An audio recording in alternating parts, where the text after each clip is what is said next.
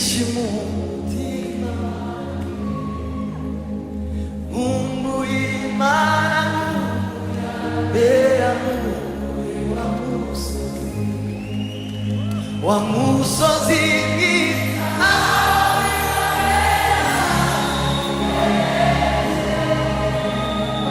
Umbuye kuzarema tutagitandukana Umbuye kuzarema Yesu tutagitandukana Wa musozi